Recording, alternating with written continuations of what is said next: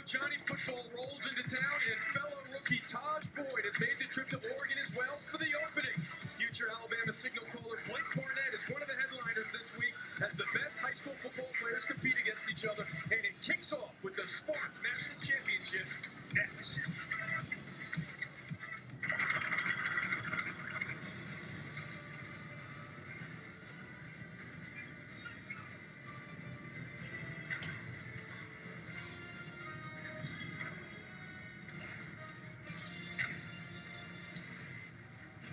The players who will dominate the future of college football are in Beaverton, Oregon for the opening. It all gets underway with the finals of the SPARQ competition from Ronaldo Field on the campus of the Nike World Headquarters. Some of the best high school football players in the entire country on hand to go head-to-head against each other in drills and in 7-on-7 competitions. Hello and welcome to Beaverton, Oregon. I'm Eamon McEnany, happy to be joined by ESPN News national recruiting analyst Craig Hubert. And Craig, let's just get right underway with it. What are we going to see here this week? Eamon, the opening is a week of jam-packed gridiron action that consists of several events, including the Elite 11, which tests some of the nation's top quarterbacks, both mentally and physically. Included in that group are the nation's top 2 rated quarterbacks, Texas A&M Verbal, Kyler Murray, and UCLA commit Josh Rosen. Those guys have already been going at it for a few days, and they'll be testing and battling each other throughout the week. Now, they say success on the football field starts up front, and the big men will be included in this event. 8 5-star linemen taking part in the opening. They'll have the helmets on, they'll have the shoulder pads on, and the pad will be popping as they'll be testing themselves in run drills, pass rush. Watch out for the big guys as they're going to get after it. And then, this event consists of some of the nation's top athletes, and we are going to test their athleticism in the SPARQ Championship. Several events where all these players will be testing things like their explosiveness in the vertical jump, how high can they get up, their agility and ability to change directions in the short shuttle, such a key part of the game of football. Explosiveness and power being tested in a kneeling ball toss. How kind of upper strength, how can you generate power from your hips? And then football is all about speed. And we are going to be testing that speed in a 40-yard dash to find out who the fastest player in the nation is. Stay tuned. We've got a lot to cover throughout the week as some of the nation's top prospects are going to battle in several events. And it's already been a long day for the 10 finalists for the SPARQ competition. I know you've been to this event several times, but I was blown away as we take a look at what is SPARQ. That, you know, these guys get after each other. There is bragging rights on the line here this week. Yeah, they're some of the nation's top prospects for a reason. That's because they love to compete. It's just not their athleticism. You put them in this type of environment where they're around a lot of the players who are also ranked higher like they are. You give them a chance to compete, whether it's on the field in 7-on-7, whether it's in the SPARQ Championship. And these guys want to show, hey, you may be good, but I'm the best. All right, before we get ready for this year's SPARQ Championship, let's review what happened last year. And you know when your name's Speedy, you already got a built-in advantage. Yeah, Speedy Noyle, signed with Texas A&M, such an explosive athlete. He came into this event as a 5-star player, and he left showing why he was ranked that highly throughout the event. It all started with an outstanding performance in the SPARQ Championship. So he won it last year. We're down to 10 finalists. We'll have more on them in just a bit. It's the SPARQ Championship at the opening for 2014. And for more on what we're going to see here tonight from Oregon, let's check in with Tom Luganbill, ESPN News National Director of Recruiting. Thank you, Eamon. I'm now joined by Nike Football Grassroots head coach Matt James. And Matt, it's the 5th year of the SPARQ Championships, but for fans that may not be familiar with it, what exactly does SPARQ stand for? SPARQ stands for speed, power, agility, reaction, and quickness. And we created a metric, a number, to replicate the physical demands of the game of football. And this is what we call our SPARQ rating. It's 4 tests, the 40, the vertical, the shuttle, and the power ball throw. Those 4 scores weighed and measured together will give the kids one athletic rating, kind of shows them where they stack up, how they can compare themselves to guys, past and present champions or other players, and then kind of track their training and their progress as they move through. Well, Speedy Noyle, a year ago, the champion, Landon Collins a couple years ago now, starting safety for the University of Alabama. So naturally, the training translates to on-the-field success. But what is it about the SPARQ overall training that specifically is tailored to the game of football? Well, you know this thing is about the game of speed. And when you're talking about improving stride length, stride frequency, quickness, change of direction, everyone's trying to get faster. It doesn't matter what position you play, you got to be able to put them up and put them down. And for these kids to learn how to work on multi-directional changing, getting in and out of their breaks quickly, in this new fast-paced tempo type of game, you know, linemen working 8 to 10 yards and getting back to the line of scrimmage right away, going again, they got to be conditioned as well as trained to be as quick as fast as possible. Well, there's various different positions, obviously, in the game of football. In your experience in training under the SPARQ regiment, what's been the biggest challenge for players to adapt to?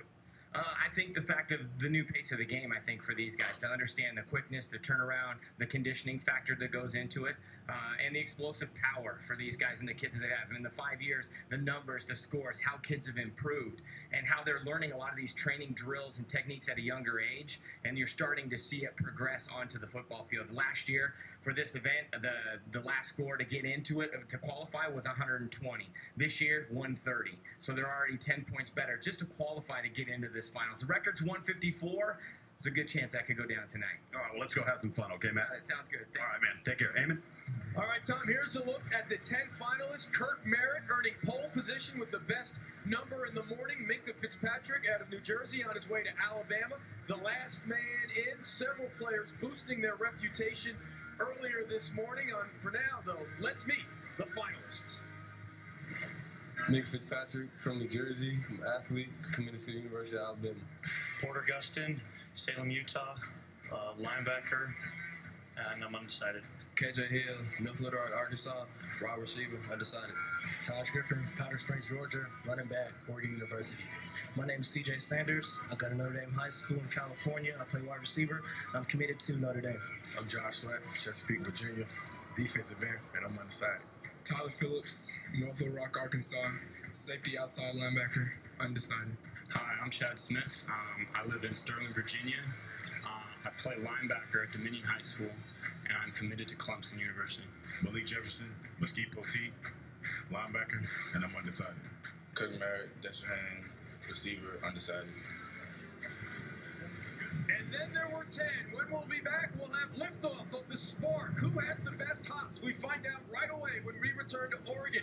We'll also find out where the quarterback, Ross Bowers, out of Washington State, will go to college. The signal caller has it narrowed down to 2. Who's he choosing between? He lets us know. I'm down to Cal right now and Colorado State. Those are the two I'm deciding about.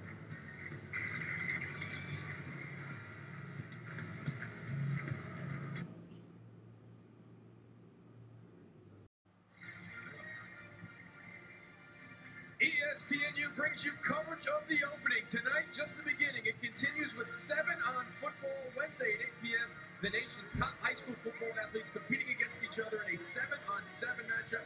The opening, part of ESPNU Summer Up Next, Wednesday at 8 on ESPNU. Also live on Watch ESPN. Everett Golson working his way back to Notre Dame in Oregon this week, along with other college quarterbacks such as Connor Cook at Michigan State, Sean Mannion of Oregon State, and Bryce Petty of Baylor. They came here as mentors, but then quickly they got after it themselves as well. It was really competitive. We did some drills yesterday. We did like 8 different drills for 10 minutes. We worked out for about 2 hours or so. But, very highly competitive. And it was a lot of fun, working out with some of the top quarterbacks in the country at the collegiate level. It got heated. It really did. We were all laughing and joking around, and then when we get out there, everything that's good, it gets real focused. So I loved it. I had a blast doing it. It's been great. Getting to know the other college guys, all great players, and then coming out here and compete with them day in and day out. This is a great environment as a quarterback to learn and improve, and I definitely feel like I've made strides as well, and all these high school kids can say the same. Just a few years ago, some of those college quarterbacks had to make one of the biggest decisions in their lives, and this week, this group of athletes will do the same. Isaiah Langley, Xavier Lewis, will he stay with LSU or go back to LSU? Jordan Scarlett out of South Florida, will he stay there for his college ball? Josh Smith, Ross Bowers, Steven Johnson, and then on Thursday, Khalil McKenzie. Will it be Arizona or Tennessee? Andre James and A.J. Turner all making their announcements this week at the opening. We start off with a commitment here tonight. Ross Bowers out of Bothell High School in Washington State has joined us. But, Ross, let's go back to the experience you've already had of meeting and working with some of those college quarterbacks. How would you describe what that experience has been like for you this week? Oh, it's a dream come true. The guys you grew up watching and, just watched a lot of these guys win bowl games and play all the way through the regular season. It's cool that you form relationships with them and get to work out and just pick their brains, and I was paired with Bryce Petty a lot for my workouts that we were doing, and just trying to absorb as much as I can from him because he's so successful. And, I like where he's going in his career. So you just try to learn as much as you can from him. And talk about what you feel like you've learned at this event that you could take with you to the next level. I've just learned how to compete. You got the top guys in the nation. And, all these guys have so much, so much good film and so many offers and all this stuff that, a lot of people judge how good you are off of until you actually get here and get to compete against them. So I could really say you could learn how to compete against the top dog and just try to make yourself into that guy. So I'm just enjoying being here. It's a true blessing to be here and, just trying to soak it up. All right, well, now the time has come. We know it's Cal or Colorado State, so let's make your announcement here. Sir, I'll be attending the University of California, Berkeley. Nice. Well, congratulations on the commitment. Thank you. Now, a few years ago, Cal's current starting quarterback, Jared Goff, was a part of the Elite 11, as you are now. He had a lot of success under Coach Sonny Dykes in his first season there at Cal. Talk about how maybe that might have played into your decision, if at all. It's definitely just seeing another guy like that coming through this process. I got to talk with him a good bit on my visit, and I just realized he's such a good dude and would definitely be a guy I could look up to and definitely help me on my way. Being under him, coming in as a freshman and just trying to learn and soak up as much as I can from him. And, Coach Dykes, he just has a great guy, and, just trying to be the best I can be in that program. Now, you come in, if anybody's watched your film, they can see you're a very talented young man, but you could also make the argument that you've been a bit underrated. You don't have some of the offer lists of some of the other quarterbacks here. You're heading to Cal is with a bit of a chip on your shoulder to prove something that, hey, you know what, I am one of the best quarterbacks in the country. I don't really think of myself like that, to be honest. I've always considered myself the underdog. So that's all the position I've been dealt. And, that's how I work out. That's how I train. That's how I tell my team how to act, because every time you get that feeling of, I'm the greatest, you get entitled and then you lose that chip, so I always try to keep the chip on my shoulder. Ross Bowers out of Bothell High School in Washington on his way to Cal. Congratulations. Thanks for stopping by. We know your parents are right on the other side of the fence, so we'll let you go celebrate with them. Thank you. I appreciate you. Ross Bowers on his way to Cal to play for the Golden Bears and Sonny Dykes. Tom Luganville, weigh in on this decision here. How does this impact Cal's program here? A lot of people may not be overly aware of, but that doesn't mean he's not a great player. And I think if Ross Bowers was in another region of the country, maybe there's a little bit more foot traffic in recruiting, you'd probably see a lot more offers, a lot more attention. So while he's flown under the radar, it's actually a good thing, I think, for him and for Cal and the ability to develop in redshirt, not be forced to play right away. I think Sonny Dykes has got himself a great player that really plays well in the clutch. In the bank, coming up next now, right here on ESPNU, the Vertical, the first competition of the Olympics of football, the SPARQ National Championships. We are down to 10, and it starts off with the vertical jump, and we take a look at the top verticals of the day. And let's listen in on Matt James as he's going to get the 10 finalists in the crowd here fired up. Minka Fitzpatrick, you guys, he scored a 1:30.41 this morning out of St. Peter's Prep, New Jersey. He's got 2 attempts at this right here. Again, working on vertical jump, lower body explosion, great triple extension through the knees, ankles, and hips. Game of football, we're taught to go get the ball where? At the highest point. Want to work on explosion here. Get up. 38 even on his first jump. Give him a hand right there, 38. I got a feeling you're going to see some higher jumps than that. But that's a great start right there. Not too often you see a 38-inch vert. So there's a look at Minka Fitzpatrick out of St. Peter's Prep in Jersey City. As you heard, his first jump, 38. Get up.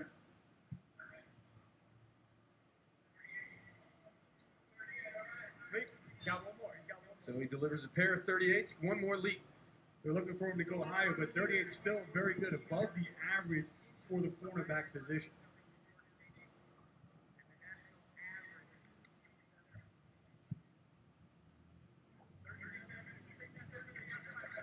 $37. If you're just tuning in, first time checking out the SPARQ National Championships, that's a little different than how they do the vertical jump at the NFL Combine, as it's the athletes jumping until he plateaus. Yeah, a little bit different. They're using the mat and the explosion off the mat to measure the height. If you watch the NFL Combine, they still use the old rung where you jump up and you hit the bars. A little bit different, a little bit more technologically advanced, but still, finding out the explosive. That's what we want to see with the vertical jump. How explosive are they? For receivers, can they go up and compete for the jump ball? For linemen, for linebackers, when they make contact, can they create power and explosiveness from their lower body? Here's Porter Custon out of Utah. Oh, can't pick your feet up. Can't pick your feet up. Now, when he introduced himself as a linebacker. But truth is, and he's listed as a athlete in the ESPN 300 database because he's a big guy who can do a lot of different things. He plays some quarterback for his high school. And speaking with him a little earlier in the week, he says he's getting some interest as an inside linebacker, potentially as an outside linebacker in that hybrid type role. But what you're getting in Porter is a player who can offer a lot of versatility and athleticism for his size. Now we got 2 athletes going high school in this event in the final 10. Here's a look at KJ Hill out of North Little Rock, Arkansas. High school well represented here in the top 10. Yeah, if you didn't hear North Little Rock High School before tonight, you've now heard of it, and you now know that apparently they produce some very good athletes. 2 players among the 10 SPARQ finalists. Tyler Phillips as well, but KJ Hill, rating of 133.95 in the morning competition. Good enough for 8th to get in here now.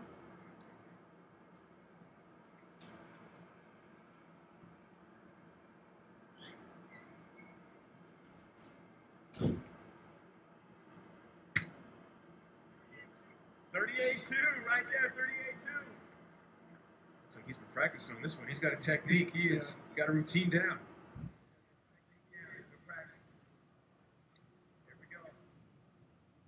You have a big, physical, strong wide receiver. He's got outstanding hands. Really just kind of engulfs the football. Think about the size and the athleticism. Really can be a tough matchup because he can use that size to muscle around defensive back. 38. All right. Coming up. Seeing the trend so far, 38 is kind of a threshold at this point. Did a lot of work in the pool to get ready for the opening, and as you mentioned, he certainly has a routine down, so he came prepared here for this. Said he's close to being able to jump from the pool out of the water onto the thing. If you've ever seen that on YouTube, it's impressive. It really displays lower body explosive. He said he's getting close to it.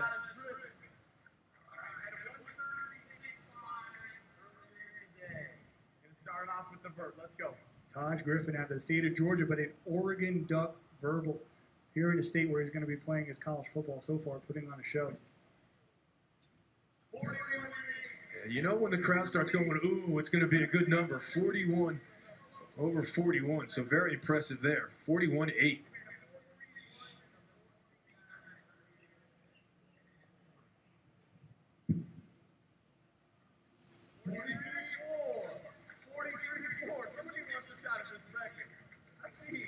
Improving from his first jump. Here we go. 43.5.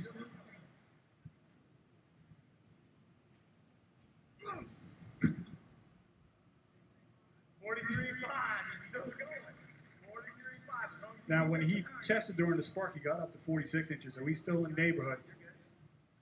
But you think about the Oregon Ducks and that offense they have, they're explosive. When you look at a Taj Griffin, you're thinking about a player in the mold of a DeAnthony Thomas. Really a dangerous player in space, so explosive, so fast.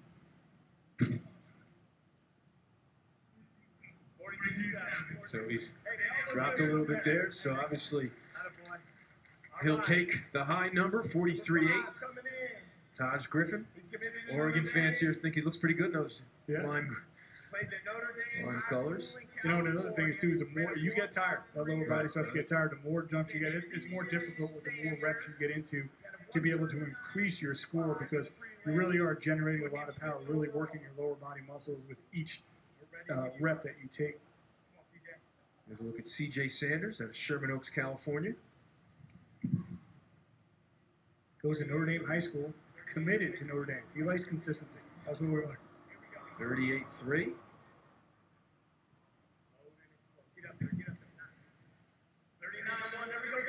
So he improved there, got it up over 39. Well-traveled young man. Tennessee, California, back to Tennessee. Now going to go to Indiana for his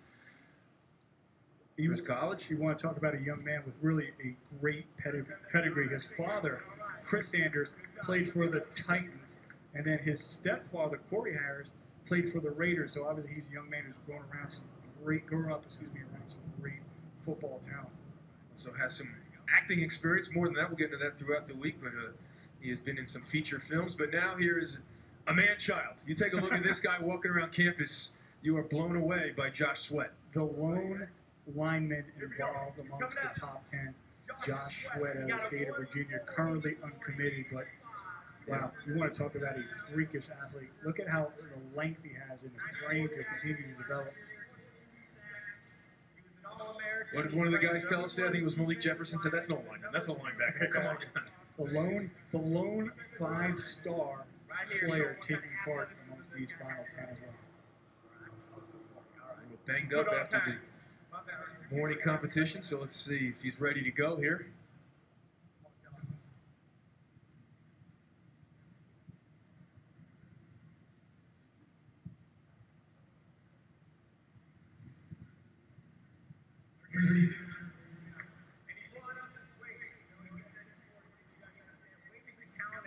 In this score as well. When you got a man like just jumping 36'9" at 240 pounds, that's going to get stacked and ranked higher. He's put on about 20 pounds from his junior season. You're really starting to begin to fill out his frame. It's still so much room to go. A great athlete with still tremendous upside as a player and physically.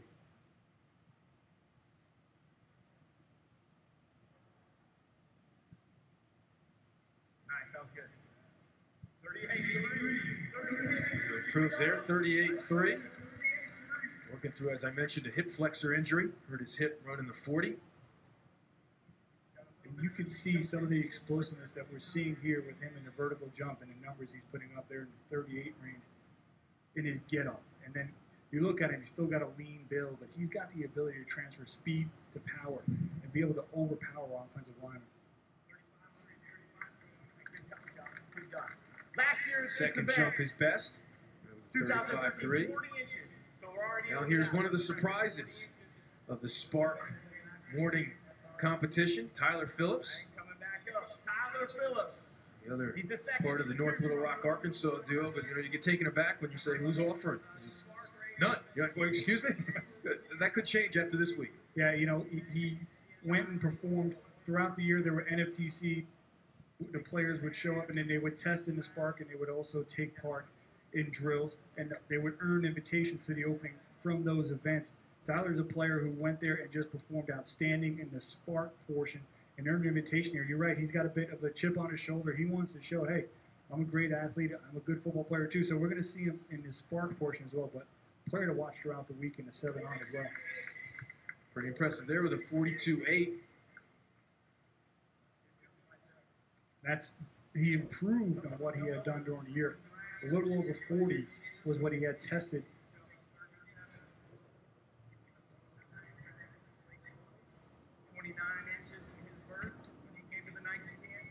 Was that 42-3 increase, and they'll take it. That's right. 42-3, so he moves up. As you mentioned, he set the mark for the highest SPARQ rating on the 2014 Nike Tour. Kurt Merritt has the pole position tonight, but Tyler Phillips came into this was the #1 SPARQ guy in the country. 141.36 rating coming into this week.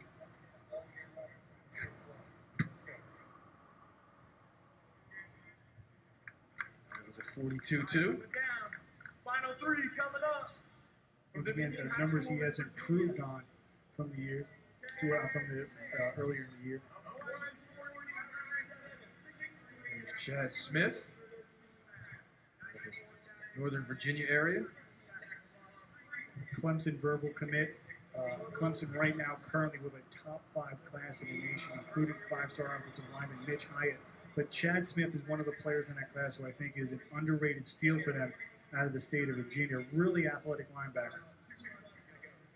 I guess I don't need to tag he's athletic because he's in the SPARQ championship. But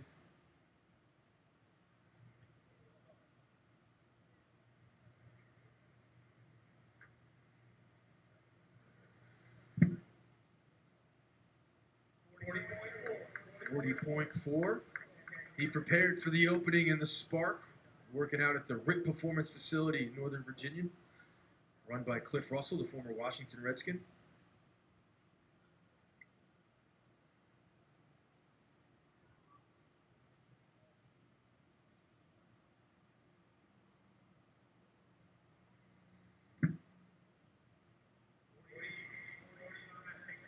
40 even.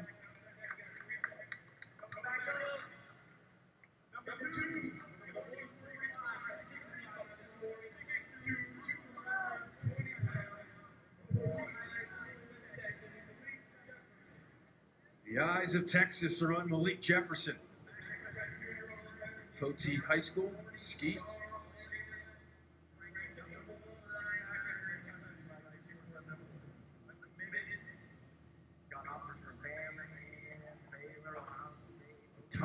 Top 40 player in the ESPN 300. Very good size, outstanding range. A physical football player. You get a linebacker this type of size, you bring so much versatility because he can give you that explosiveness upfield as a blitzer getting after the quarterback. He needs to continue to develop in his coverage skills, but the athleticism is there really to be a three-down complete linebacker at the college level.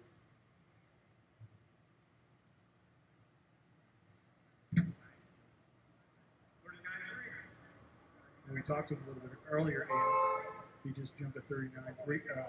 We talked to him, what are some of your strengths? And he even said, my versatility. I really feel like that's something that he brings to the table, and you watch the film, and you look at the test scores, and that certainly adds up. Speaking of watching the film, he watched last year's SPARQ on YouTube to get ready for the competition. So he was ready to go this week. A little bit of a stumble there. It's 39 even. Now our final jumper here for the vertical. 147.6 on pedestrian high school, Louisiana is 5'11", Kirk Merritt. Right now he's on this side. He's the second highest SPARQ rated athlete of the year behind the New Orleans side. He scored a 138 this morning at 147. 147.6 was his morning score, and there it's 42-4. Getting worked over this week by some of the Oregon commits, Taj Griffin and Travis Waller, the quarterback, working on him hard. A lot of these players, they see around a lot of the other top players in the nation. They're all trying to convince them that the school that they're committed to is the place to be. 43 even there. A round of applause from some of the other players here for the opening.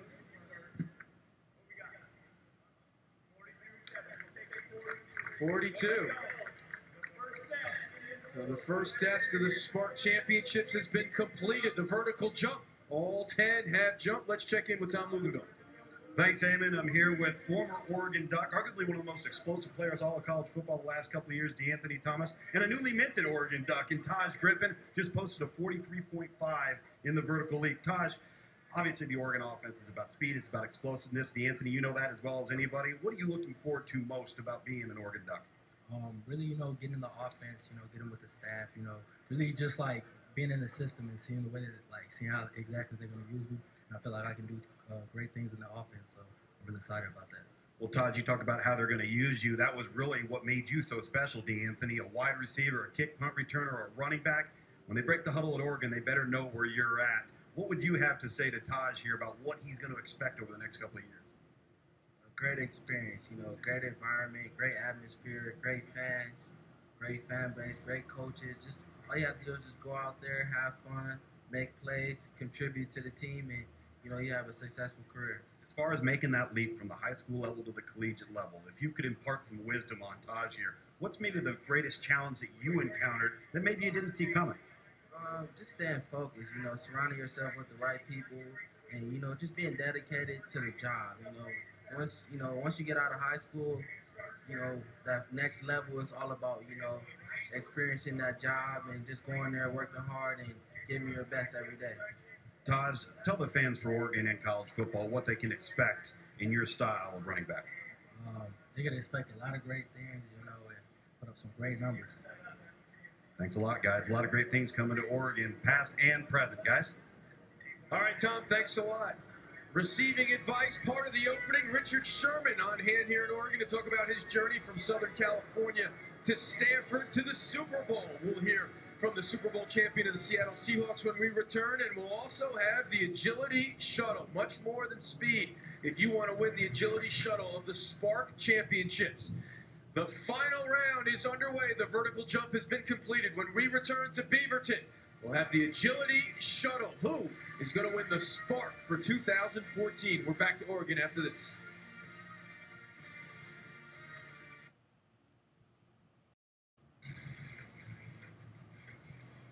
You are watching the opening part of the ESPNU Summer of Next. We'll be here until Thursday, and then you can watch additional ESPNU Summer of Next events on July 12th. It's the Under Armour All-America Lacrosse game on July 20th. The finals from the Peach Jam Nike Hoops, and then July 27th, the Adidas Super 64 Showcase and Championship game. So the vertical jump results are in.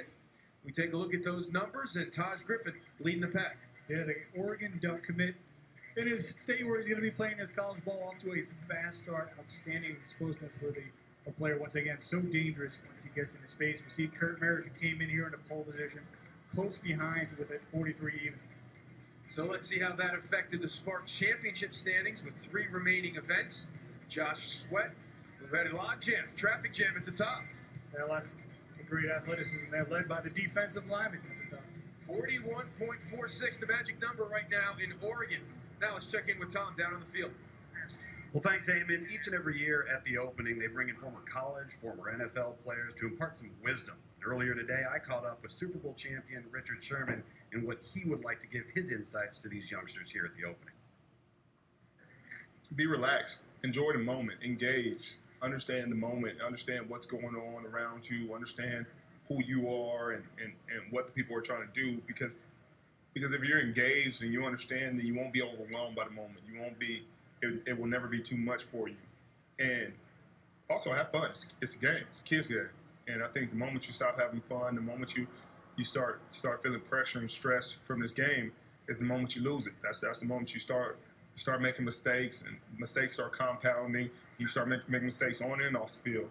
So I would say have fun. Have a good time. I mean, whether that's celebrating or just going out there and playing great technique and doing everything you do and doing it well. Richard Sherman certainly has a lot of fun on the football field, and now coming up for the SPARQ Championships, the agility shuttle. And Craig, I think so much more goes into this than just being fast. Yeah, it's called the short shuttle, and really it tests the ability to change directions, balance, agility, flexibility. They're going to start off straddling the middle line. They're going to go 5 yards in one direction, run back 10 yards through the middle line, touch the line, and then come back and finish through where they began. Once more, Minka Fitzpatrick starts things off.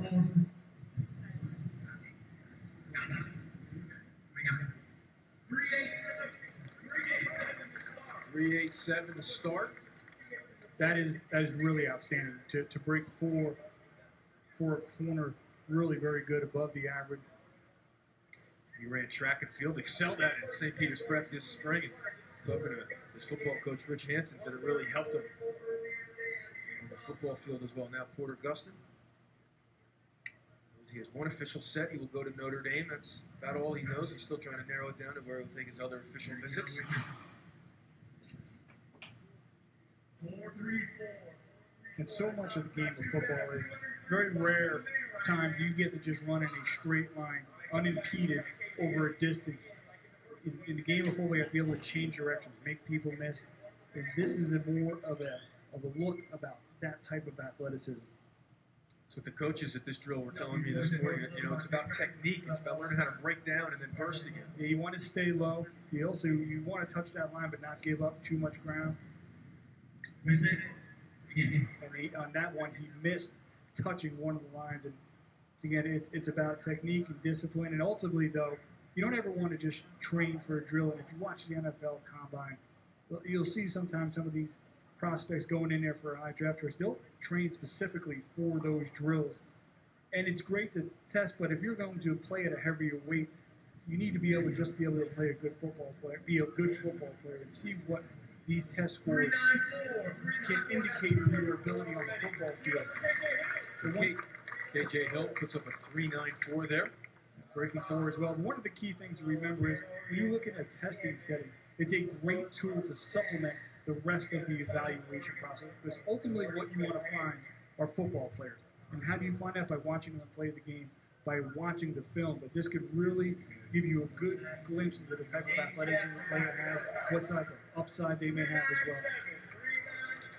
He breaks 4 as well with a 3.97.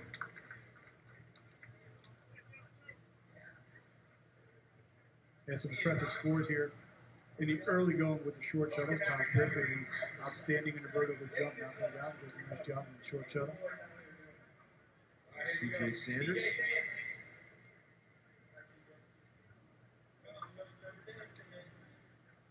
Now, when he had ran this earlier in the year, he broke 4 as well, so we can see if he can join that group. He's going to have to go again. They said he missed it. You were talking about his pedigree on the football field. How about his acting chops? Jamie Foxx is his godfather. I mean, this guy's got... Was in the movie Ray. He was in the movie Ray, played the young Ray Charles. It was also in First Sunday with Ice Cube as well. And right now, the focus is school and football, but he didn't say acting was out of the question down the road. The broadcasting program at Notre Dame.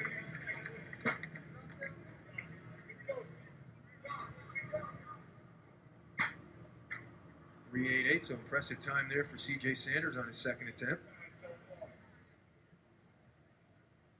You know when Matt James is calling you Big Josh Sweat that you're big and you're opening some eyes. Yeah, I mean, he comes from Oscar Falmouth Smith High School in the state of Virginia, and his teammate on the defensive line a year ago was Andrew Brown, 5-star defensive tackle who signed with Virginia. And you think about those poor high school teams in the state of Virginia had to try to line up and block Andrew Brown, a 5-star, now 2015 5-star Josh Sweat. That is a talented defensive line.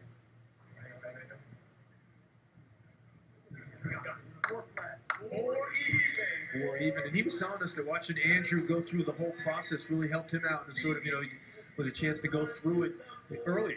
Yeah, you have a teammate who's also a high-profile recruit and is a year behind him. You got to see how he handled the process as well. And Josh Sweat, he's still got a long list of schools: Ohio State, Virginia Tech, Georgia are some of the campuses he's already been on unofficially, but he has not narrowed that list down yet. Hoping by the end of the summer to maybe get to 5 or 7 leaders. Tyler Phillips, though, did not hit. Let's check in with Tom. Thanks, Eamon. Joined now by Tyrann Mathieu of the Arizona Cardinals. And if ever there was a prospect whose athletic traits defied his measurables, it would be you. And as you've trained for the game of football, you've been through the collegiate ranks, you've been at the high school level. As you're watching these kids develop, it's an entirely different era now than even it was just 5-6 years ago. What have been your impressions of their feats?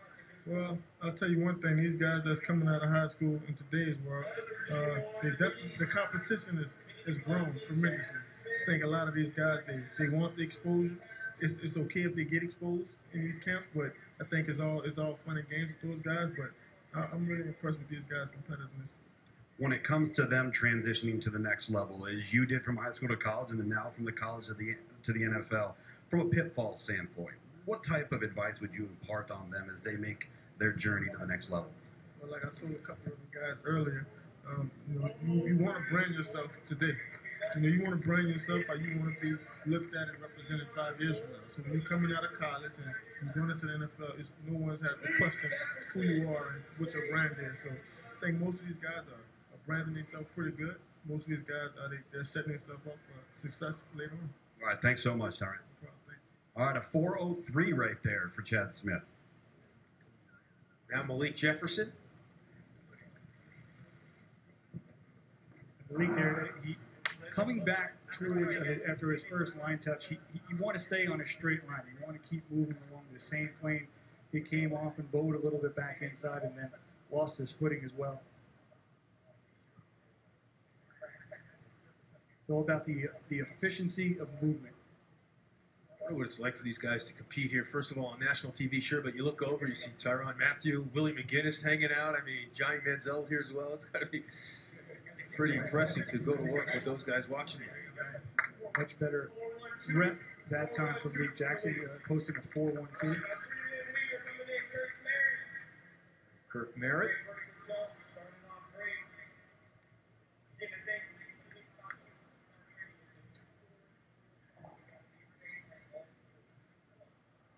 This week he got ready by running up the levees. Louisiana, of course. Felt the need to translate, says that's kind of like hills. I think I had it, thanks. Whatever you're doing is working. Absolutely, that's whatever you want to call it. Whatever you want to run up, keep doing it. Hey, this is another, obviously, bringing the point home, obviously these guys are great athletes, but a versatile athlete on the football field as well. Could be utilized at the running back position. You see the size. Could be utilized as a wide receiver as well. Very good ball skills. And really just kind of able to pluck the ball out of the air. So, I mean, one of those weapons that you can bring on the football field and utilize in so many ways. Currently, though, uncommitted. Still in several schools in the mix. What they do for a living. We brought them in. But they can be a part of this event. Make sure you guys touch them up. Come on. Let's go. Some of the schools in the mix for Kurt Merritt: Oregon, Texas A&M, Alabama, LSU, and Auburn Tigers.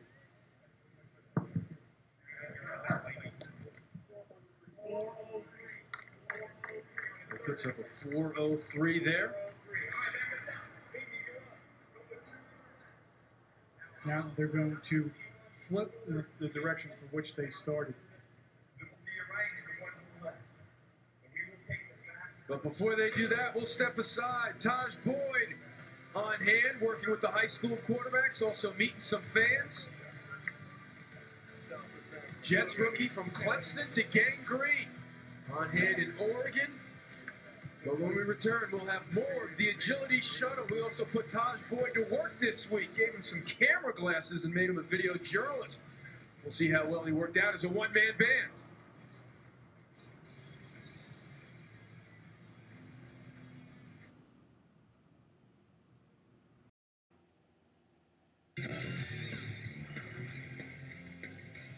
ESPN brings you coverage of the FIL World Lacrosse Championships. 38 nations will gather in Colorado and take the field in hopes of being the world's best. Coverage of the FIL World Lacrosse Championships starts July 10th. It rolls through July 19th on ESPN2 and ESPNU. And I know here in Beaverton, they are fired up to see Rob Pennell and Max Seabolt go to work for Team USA. Back here on Nike's campus, the opening, Taj Boyd taking part in the festivities from Clemson to Gotham. Met some fans, met some future stars at the signal caller position. Also worked on his form, and we also put him to work, gave him some camera glasses, and made him a one-man band video journalist. Mike? Yeah, I'm actually live right now, bro. Bryce Petty right here. Oh, is that a camera? This is a camera, this is a mic, this is everything. I was with these guys shooting last year. That's what I want to get. But look, man, how you guys enjoying it so far, though? Good. Hold on, first let me get name, let me get school. It's for ESPN right here. Let me hear. Go. Davis Webb, Texas Tech. Savage. Yeah, you got Johnny right here talking. This is Johnny Football.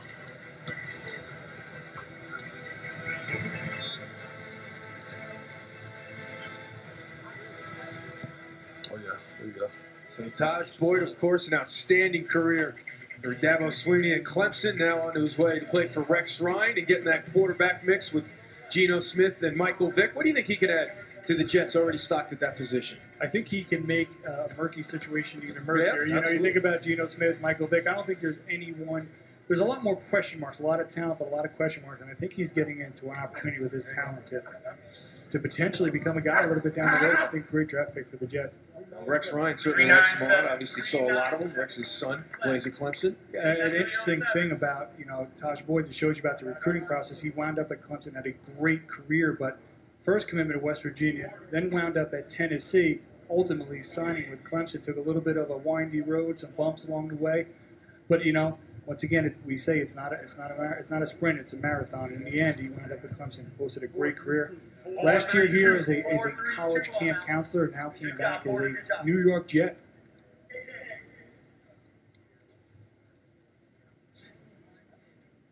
There's a look at Porter Gustin, now KJ Hill.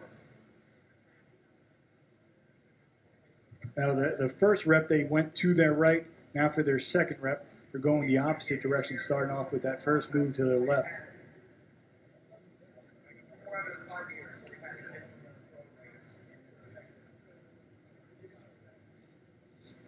Training pretty serious down there. Here we go. Nope, missed it. All right. Have to go again. Get the line, guys. You come up short. We're going to call you on it. Again, this test your ability to stay on your feet and maintain a low center of gravity, especially at the point of contact.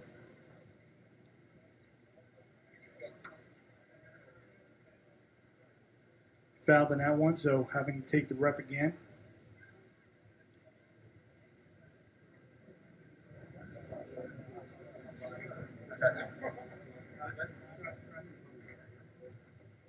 He's having a little bit of trouble finding his rhythm on this rep. You know, everything can be extrapolated from these testing situations. You know, focus, concentration, be able to get things done. The first time around, you see is now he's had another foul. We mentioned 2 players out of North Little Rock here completing tonight. That school has been represented in every opening. He might be the school's most dynamic athlete, coming off a season with 83 catches for over 1,000 yards and 20 touchdowns, so he makes them count. We'll see if he can lock it in here now. He's had a few missteps on his reps. Can he get it done in this one? Okay. 4-1-2. That's a good one. 4-1-2. All right, good job, KJ. Taj, you ready? You know, a good score for a wide receiver. So we'll revisit the rules here from the agility shuttle. We started to the right, now to the left. Nice. Good turn, straight lines. Best time recorded. 4 flat. 4 flat. Going to his left. For Taj Griffin. Good job, Taj. Now he's waiting for the 40. That's his marquee event. He's trying to score strong to get there. All right, CJ. CJ Sanders.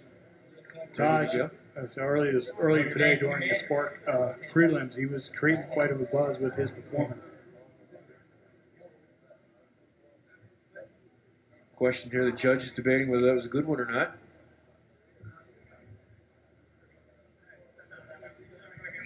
And he slipped going to his left. Go again. I would think CJ would be, with his background, pretty good at making a case for having a good record. You know, being able to kind of sell himself as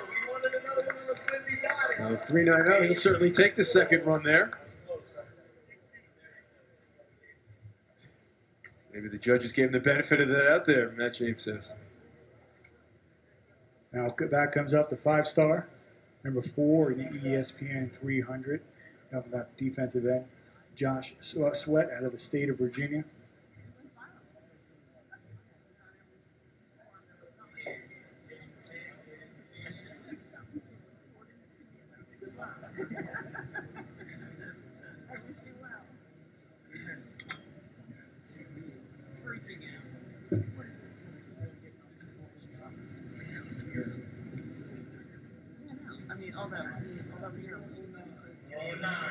.409 for Josh Sweat. Let's check in with Tom. Thanks, Eamon. I'm here with Byron Coward, who clearly hasn't been lifting any weights all summer long. And Byron, this is a wonderful event. You guys are taking away a lot from an offensive lineman standpoint. I think a lot of people talk about the skill, but what does this event mean to you in terms of getting better? Just getting better, like mentally, you know, overcoming my mental blocks, you know, working on trusting my first move. You know, if I say I'm going to do it outside, trust it, you know, trust my speed, trust my, you know, physicality, all that stuff. So. From a recruiting standpoint, you're taking things at your own pace. Where do things stand for you right now as far as your timetable of making a decision? You know, I'm just running recruitment out. I mean, having fun with it, you know. I know mentally where I want to go, and, you know, I'll just wait. You know, I'm waiting until, like, December. So, yes, sir. All right. Thanks a lot, Byron. Yes, sir. Thank you. Byron Coward out of Armwood High School in Florida. Impressive numbers last year. 13 sacks, 2 fumbles, returned for touchdowns. Yeah, 5-star prospect. Looking at several schools, including the in-state Gators, and the Oregon Ducks also very much in the mix for him as well. 3-9-7 for Chad Smith. And you brought up something earlier that I want to talk about. I don't want to alert Clemson fans. He's a solid lock for Clemson. We were talking about to him earlier today. There's no doubt that he is committed to Clemson. I don't want to raise any issues. But when a guy comes to an event like this and excels his expectations, how then does that change, is a game changer for him recruiting-wise as far as other schools getting in the game? Yeah, I think you could certainly look at Chad Smith as a guy who was a bit under the radar. Really had to go to these camps and prove himself and show his athleticism to get here. But you come here and you put on a good performance, other schools are definitely going to get interested, and they may try to throw their hat in the ring. But you mentioned he certainly didn't seem to be wavering at all on his Clemson. He's very solid. That commitment has been committed for quite a while now. And I think even so, he's committed. He still came, and we talked about a little bit of a chip on his shoulder. You got a 5-star in that class. You got several players among the ESPN 300. He wants to prove to the college football recruiting world as well as the Clemson fans that, you know what, I am a valuable part of this class as well. Kirk Merritt, see the First shuttle run, 4.03.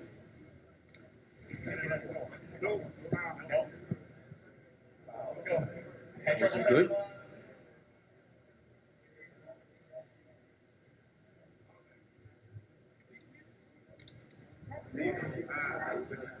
Slip. Maybe talk about some of the players that come here and the ability to raise their stock. Several years ago, a player was here, and not in the SPARQ portion, but in the 7-on, was Marquise Lee, the USC wide receiver, just recently drafted. He had some high-profile teammates, wasn't the most well-known, but came here, did an outstanding job, wound up raising his stock as well. So he delivers a 4.22 in his last shuttle round. Kirk Merritt coming in the top spot. When we return to Oregon, another announcement. Jordan Scarlett out of South Florida. Next year he'll play at St. Thomas Aquinas. How about after that? He'll let us know when we return. And we'll also have the Powerball toss. That has a little bit of everything for these athletes to deal with. The kneeling Powerball toss and Jordan Scarlett making his announcement when we return with the opening.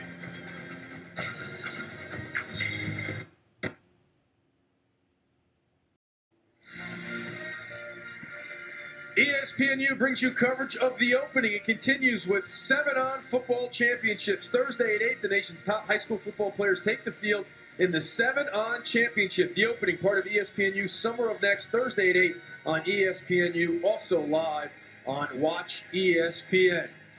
Back here in Oregon, we'd like to welcome in Jordan Scarlett out of South Florida, the Miami area. Jordan, no strangers to the ESPNU cameras. A couple of years ago as a sophomore, you ran for 3 touchdowns against Trotwood Madison in Ohio. That was when you were at the university school. Now you're on your way to St. Thomas Aquinas. So you came out here with a little bit of a reputation. What's the experience been like going up against some of the best running backs and athletes here in high school football? Oh, it's been a great experience all around. I got a chance to compete with a lot of great guys, and, it's just a real great experience. I love it. Have you you got this decision? ESPN 300 player, has a lot of other players been trying to help you make that decision? As a lot of recruiting for other players? Yeah, that's how we do it down there in, the South Florida area. Hopefully we can try to build something going on to wherever school we choose. All right, so that leads us to the big moment. Where are you going on to? Which school have you decided? I decided to take my talents to the University of Miami. All right, we got the reveal there. There it is, of course. The U. Talk about the U. Miami Hurricanes are already with a top 25 recruiting class. Now they added ESPN 300 running back and Jordan Scarlett. But talk about the dynamic. What was it about the Miami Hurricanes and also maybe pairing up with Dexter Williams, another ESPN 300 running back that's in that class? I just chose the University of Miami because, it has a great education and, it's really close to home. And I see Al Golden and their staff really going far with their team. What kind of relationship, or do you have one with Dexter? Have you guys talked about being part of the same backfield? Yeah, me, Dexter, Mark Walton, and Jordan Cronkite, we're some 2015 backs, and hopefully we go and take the University of Miami over and lead it to a national championship. And now, you started out, your old head coach at University School, Roger Harriet, was moved on to FAU. You committed to the Owls at one point. You committed now with Miami. What's the plans for Jordan Scarlett going forward? Is it just Miami, or are there some other visits planned down the road? Oh, no, it's all about the U. It's just Miami, and I love it.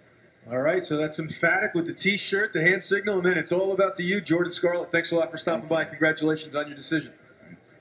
So the Hurricanes have added a top running back out of the ESPN 300, and now back to the SPARQ Championship.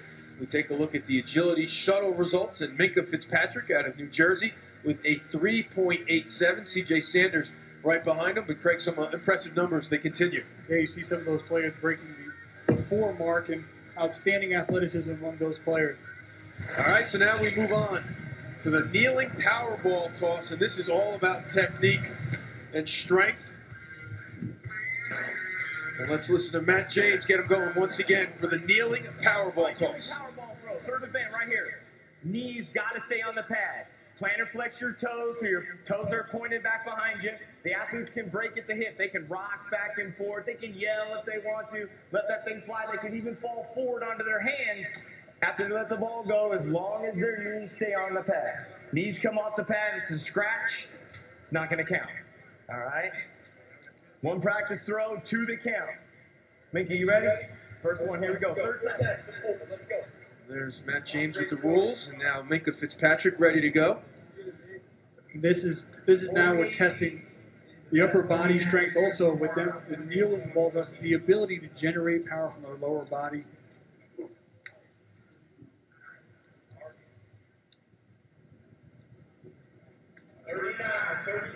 $39 for the Alabama verbal commit, Minka Fitzpatrick out of the state of New Jersey.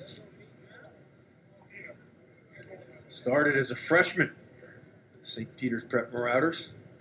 An away game at Boston College High in New England, and his coach said he did not flinch. He might have been physically overwhelmed. Maybe he wasn't ready physically to be on that field, but he did not flinch.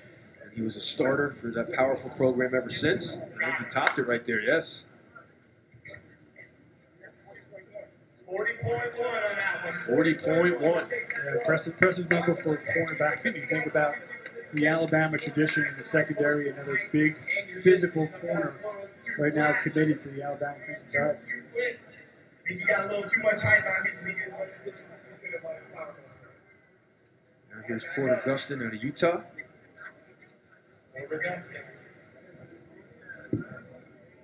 Right there.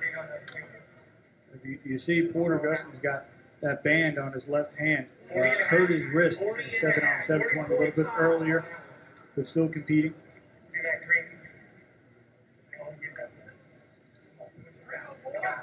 Oh, that went well far. Well by it. 42. So 42.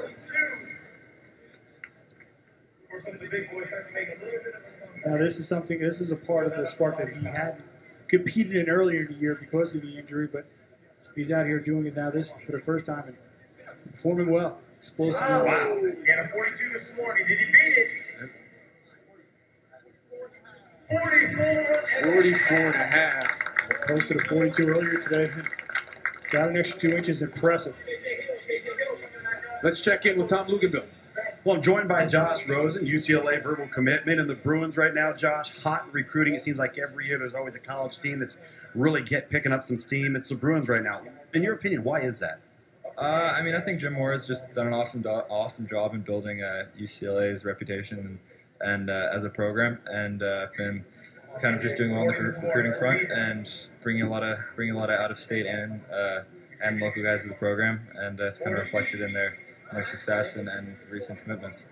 You know, here at the Elite 11 and the opening, the quarterbacks, a lot of instruction in terms of on-the-field conduct, off-the-field conduct. But when it comes to studying the game, give us some insights into the Axon overall, I guess you could say, template of how they train you with your eyes and what to see and exactly what it does for you as a quarterback. I mean, it's kind of cool. Coach Dilfer talks about the Elite 11 being quarterback heaven, and it's kind of cool seeing the technology that they're using and see kind of where the direction of football is heading in the next few years. When it comes to this event and what you're wanting to take away, when it's concluded, what will you have hoped to have accomplished to up your game to the next level? I mean, I'm just basically kind of come here and soak in as much knowledge as I possibly can about the game, and kind of put everything I've learned throughout my evolving career, put it all together and kind of try to figure out what works best for me. Because I mean, from Andrew Luck to Peyton Manning to Aaron Rodgers, they all have their styles of play and all have different releases and have different ways of how they play the game. And I just want to find out kind of what works best for me. All right, Josh. Good luck in 7-on-7 tomorrow. Definitely. Thank you so much. Josh Rosen threw for 3,000 yards and 27 touchdowns last year for St. John Bosco. Here's Taj Griffin.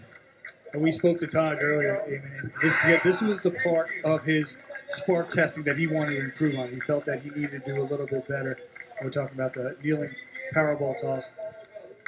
You see the young man, you think about speed, you think about quickness, you don't necessarily think about upper body power, but this is a part he came in focused to try to get better.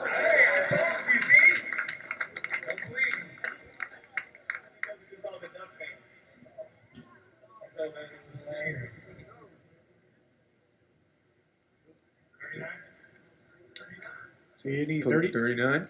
And he did improve on what he had done earlier today at a 32. That's what, a lot of these players are so athletic, they're so talented. One of the aspects that helps to make them rise to the top and be among the best prospects in the nation is that competitive spirit. Good throw there by C.J. Sanders.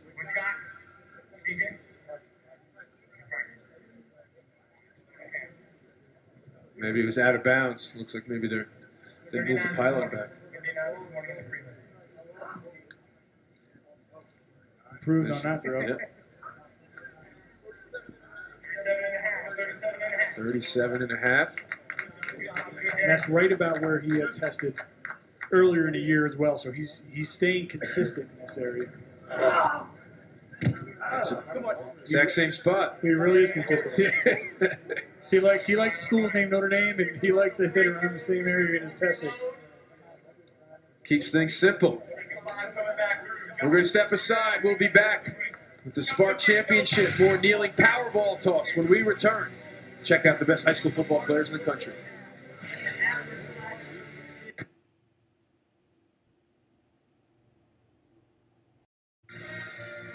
Welcome back to Beaverton, Oregon, campus of Nike's world headquarters. This is the SPARQ National Championship from Ronaldo Field, and I, for one, am very happy that they are holding this in the evening when it's much cooler than it was earlier today.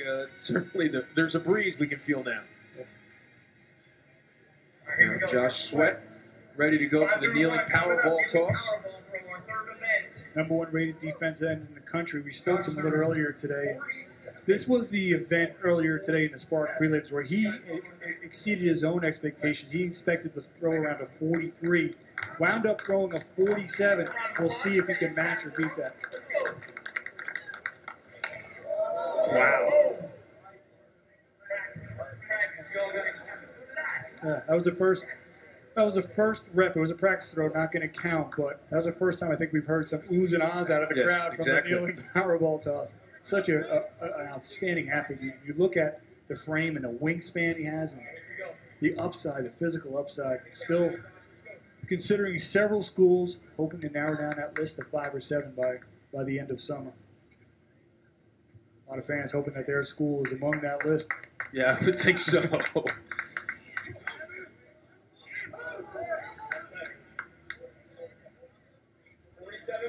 So 47 on the dot. He matched what he did earlier today. See if he can break that still. Very impressive. 48. It's a national record this year. 48 feet, Josh. 1 foot. Let's go. 48 saying will be a national record. And he's right there on the doorstep.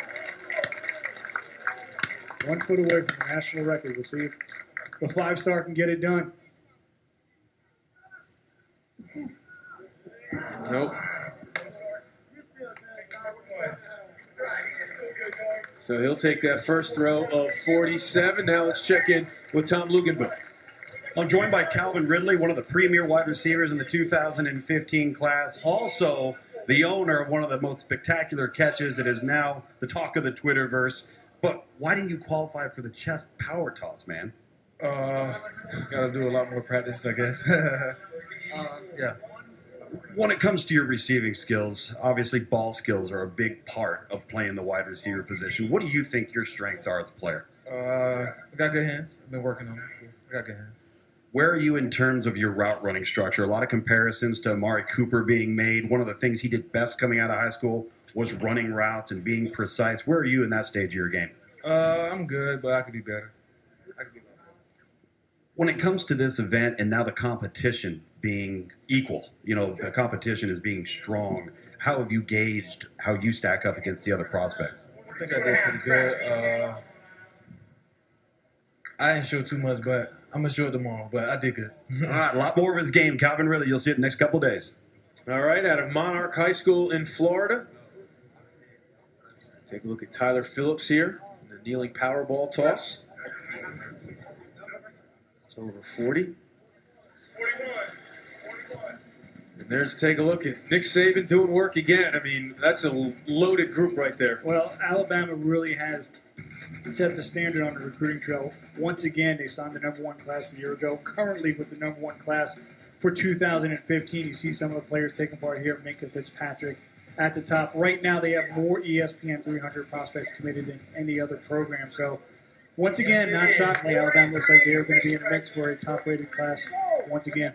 We saw Blake Barnett there. What kind of impact are you sensing on the recruiting trail that Lane Kiffin's bringing to the table as the offensive coordinator, and obviously was a good recruiter everywhere he's been? Yeah, obviously, one of the – I think his main job there is to make sure the offense gets running smoothly. But Kentucky's got a history as a good recruiter. But one of the things about Alabama is it's really the whole staff. They do certain things. I think they really cross their T's and dot their I's in every area, and I think that's why they've been so not only just successful but consistent as well in recruiting. It doesn't hurt that they maybe do as good or better than any program in the nation at landing top prospects and then getting the most from them. Very rarely do you see a highly rated prospect go to Alabama and not pan out. And that's signing good players is one thing. Getting them to perform like good players is another. That's the recipe, right? That's the blueprint? Yeah. Chad Smith on his way to Clemson.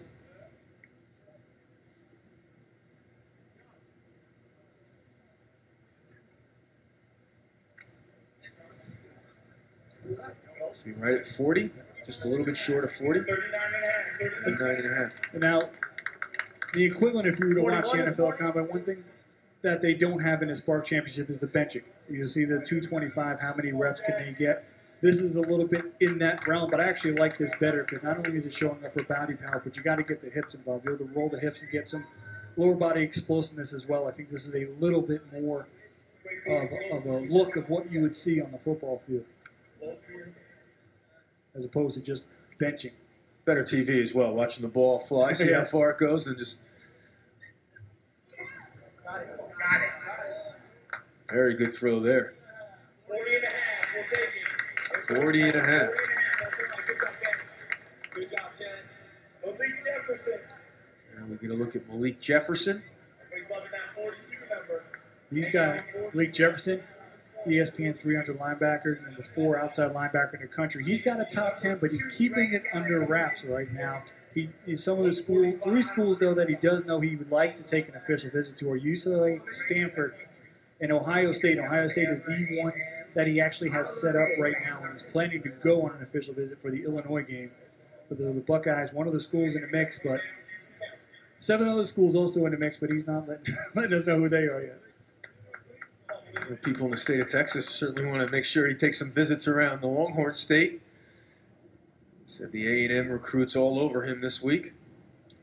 39.5 with that throw. We just saw Tom Livinville talking to John Rosen, number 1 pocket passer, UCLA commit.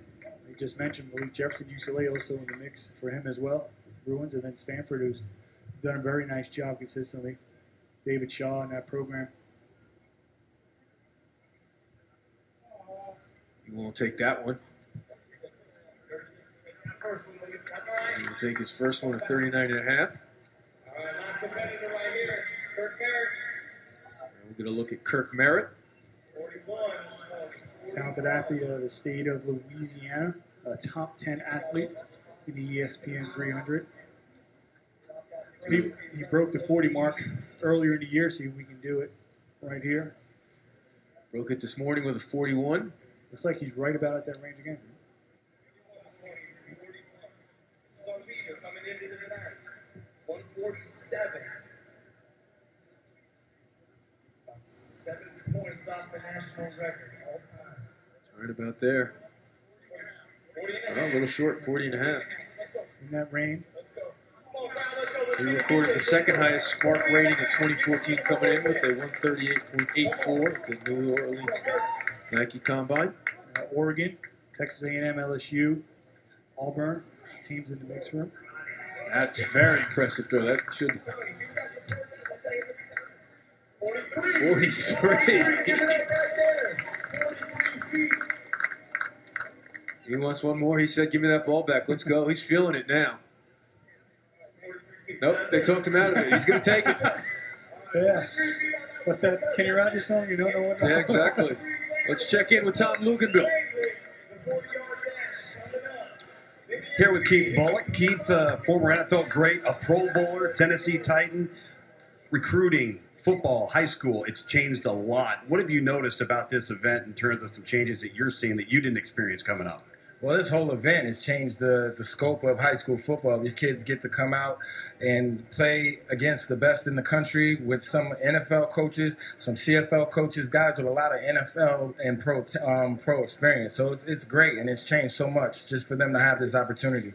Guys like yourself at the collegiate and professional level here to impart wisdom and just some advice on how to handle the next phase of these prospects' careers.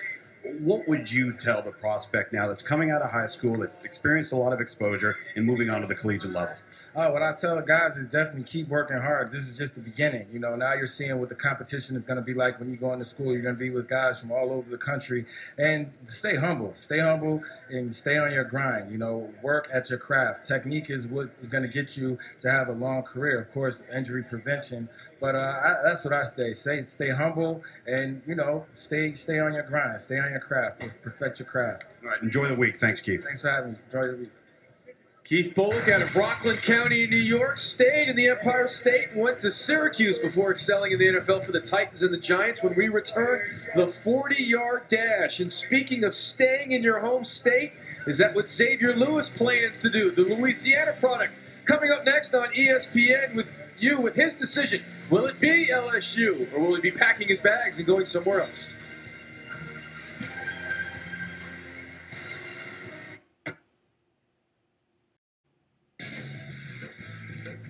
You are watching the opening part of the ESPNU Summer of Next. The opening will continue this week through Thursday. Then you can watch additional ESPNU Summer of Next events. July 12th, it'll be the Under Armour All-America Lacrosse Game. July 12th, the Nike EYBL Finals at Peach Jam. Then July 27th, the Adidas Super 64 Showcase and Championship Games. Part of the opening, of course, some verbal commitments from some of the best high school football players in the country. And joining us now, Xavier Lewis out of Louisiana, East St. John High School to be exact. And it's been a big summer for you already. You went down to Orlando and competed at Drew Brees' event. You opened some eyes there, both as a quarterback and as an athlete. What's your experience been like so far here in Oregon? I mean, it's great. I mean, competing against the best athletes in the world. Great experience. What type of, from Louisiana, at one point you were committed to the Tigers, open your recruitment back up looking at several schools, but how much pressure has there been for you to stay in state, Not that much pressure. I mean, I just went out and took my visits and did my thing. All right, well, now the pressure's on. Here we go, national TV. Everyone wants to know. We're waiting. Let's hear your decision. LSU. Well, as Craig mentioned, you committed, then decommitted. During the decommitting process, what did you want to see? What did you want to learn? What were you trying to figure out to make sure LSU was the right choice? To ensure that I made sure that I was making the right decision. I mean, I only get to do this once. You're staying in state, make commitment to LSU. We'll talk about maybe the defensive back history, players like Patrick Peters, Morris Claiborne. Did that weigh in your decision and all that tradition? I mean, no, my decision was based on coach's trust. I mean, the stadium, the crowd, I mean, everything about the university. I love it. And as you get ready to head to the college level, heading into your senior season, what are some of the things that you're trying to work on to become a better player, to be able to go into college? And did you talk about maybe potentially they expecting you to come in and compete right away? Yeah, that's the whole play. I mean, it's an opportunity to play against the 100 and something fans. So, and now that you're committed to the LSU Tigers, what's the game plan for you here? Any targets you got out there that you're trying to bring on board with you? I mean, lend them your gloves. You got to call Coach Miles first and find out. A few of them out there. I've been putting it in the air. All right, Xavier Lewis, congratulations on your decision. Thanks for stopping by. So LSU gets another homegrown product. The Tigers improving, and we take a look now at the Powerball toss results. Josh Sweat, certainly no surprise there. He was, when you get some oohs and ahs, Craig, you know you're probably going to be the leader of the category. Yeah, outstanding job, Josh Sweat, the 5-star defensive lineman. So now let's take a look at the updated rankings. So with one event remaining, Tyler Phillips, the surprise, 116.91. Josh Sweat moving up. And now we get ready. One event remaining. Who will emerge as the champion of the 2014 SPARQ competition? Very simple here, the 40-yard dash. Let's check in with Matt James again. Frequency, put them up, put them down. Porter Gustin coming up. 463 this morning. 463 this morning. Trying to best that right here today. So far, national best this year has been 426. I know we had a 4.31, a 4.34, a 4.39 this morning. So they reshuffle the order here for the 40-yard dash. Average, 5.16. Porter Gustin will be up first. ESPN 300 athlete. And this is now the time for everybody's favorite test, the 40-yard dash. Everybody knows about this test and how fast can you go? Let's go. The ability, how quickly can you build speed and sustain speed over this period? All right, here we go.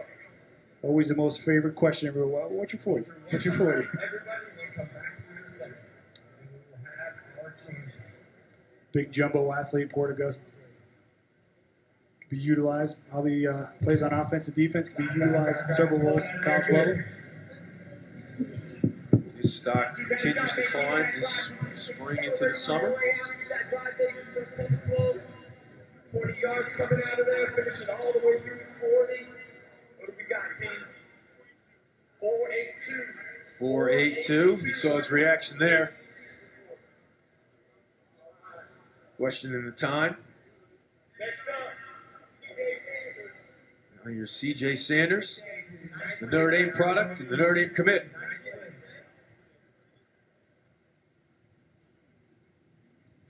Let's traditionally run around a 4.5, see if we can break that. Looks like he was cooking. 4.56. Right on. Right on. Mr. Consistency. Yes, he has been that throughout that. Steady Eddie. Nothing wrong with that. And the receiver, you know, you keep throwing the football, you just want him to keep catching it. Speaking of speed, Taj Griffin. The Oregon Duck verbal commit.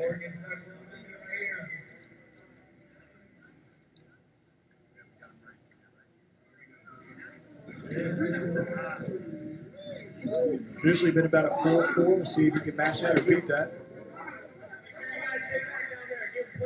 Ran his personal record this morning with a 4.31, so he was very happy with that. There he gets a 4.4. So he did plenty of speed training to get ready. 4.42. Another player, hey, once again, right about where he expected. Like you said, he ran that blazing 4.3 this morning, and it's gunning for that. And here's a look at K.J. Hill. K.J. Hill coming up. Again, we changed the orders up again. So this is the rank of how they go to score-wise. He's been around that 4.5, high 4.5 range. We'll see what K.J. Hill out of Arkansas can put up here.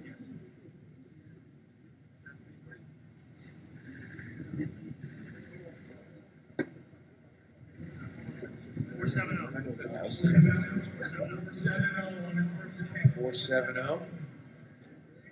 So much with the 40-yard dash is the start.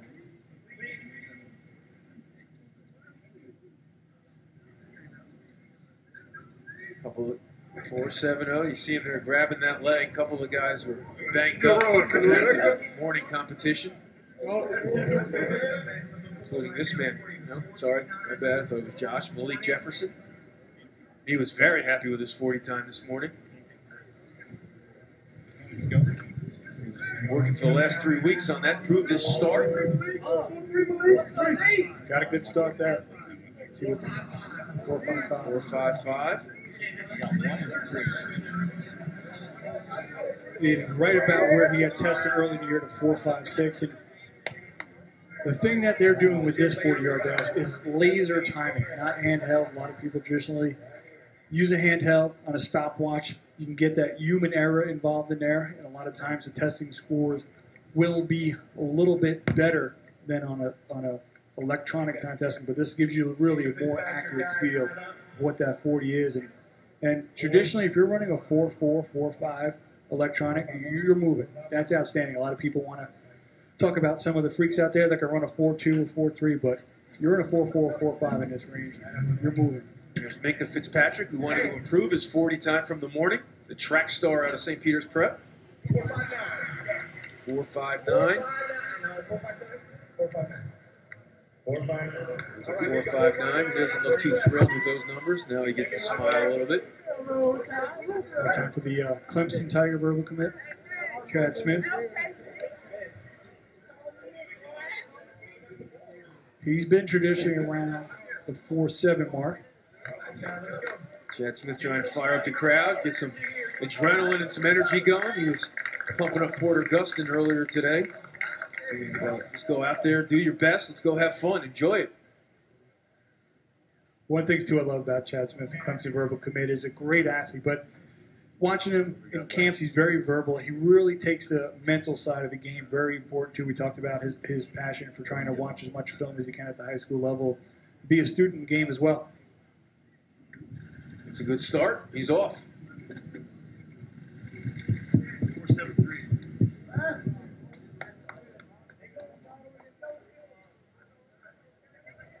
Surprised by his 40 time earlier today, 4.69. You see, he's enjoying it. Either that or he's telling the guys to get out of my camera time. I'm the one who just ran 40 yards. I thought he was smiling at first. But once again, a good score, right about where you want to be for that position, and about on average what he has done. So certainly nothing to be disappointed at all with that score. Kirk Merritt. It's tough to hold on to pole position in the SPARQ Championship. You come in with a bullseye on you.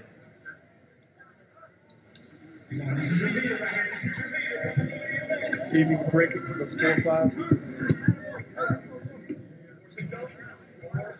You cannot. It's a 4.60.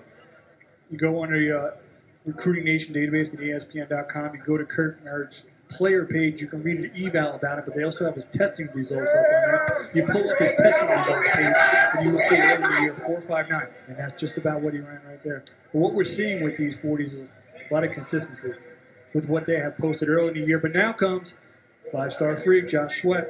Remember, he hurt his hip running the 40 this morning with a 4.46. Hasn't seemed to get in his way here tonight. He was icing it at lunchtime. 4.46 at 240 pounds. Wow. What do you say? The heavier I get, the faster I get. Yeah, well, that's because, you know, you look at that frame and the lean, wiry build. He's putting on good size. I think sometimes, a lot of times, a lot of high school players, they want to put on that size and they want to do it quickly, and they put on bad weight. Josh Smith really filling out that frame with good mass and keeping his athleticism as he does it. And like you said, maybe even improving some, which is scary.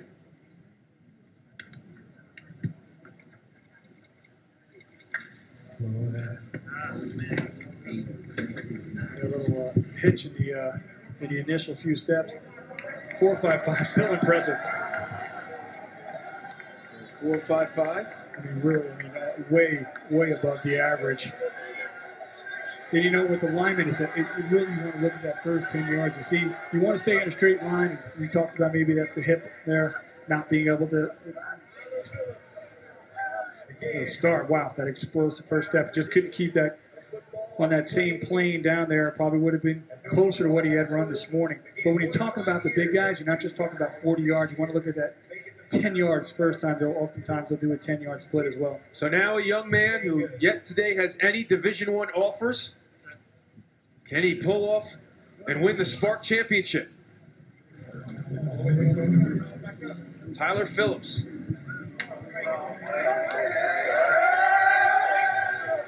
4.86. A little bit higher than what he had run earlier in the year.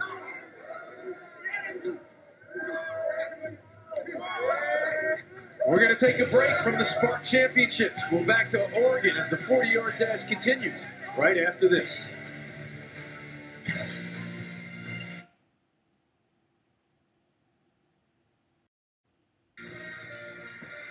Welcome back. ESPNU brings you coverage of the opening 7-on football on Wednesday at 8 o'clock. The nation's top high school football athletes compete against each other in a 7-on-7 matchup. The opening, part of ESPNU's Summer of Next. Wednesday at 8 on ESPNU, also live on Watch ESPN. So the 40-yard dash continues. Have a look there at Taj Griffin, getting ready to go. Should be interesting to see if Josh Sweat's able to give it a second run at the 40. He's in the mix there with those guys. We'll see if he still steps up and is able to take this rep. Looks like he's taking some wrap off his hip, Josh Sweat, but first Porter Gustin. And a 4.82 first time out. We've got to clear the runway down there.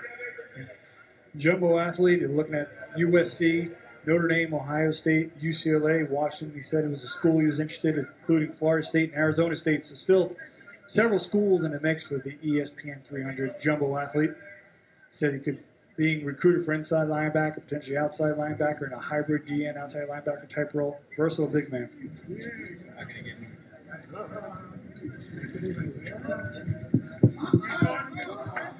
Keith this time puts a smile on his face. He wasn't happy with his first time.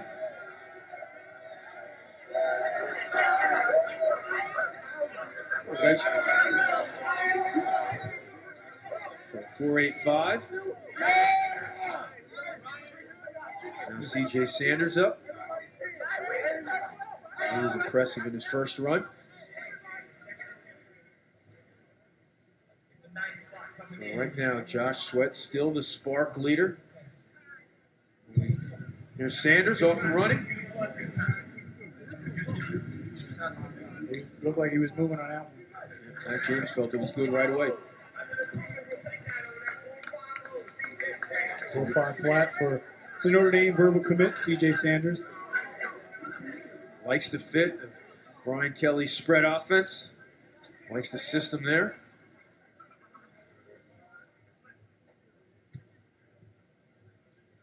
I think he also likes not to have to get a whole new wardrobe.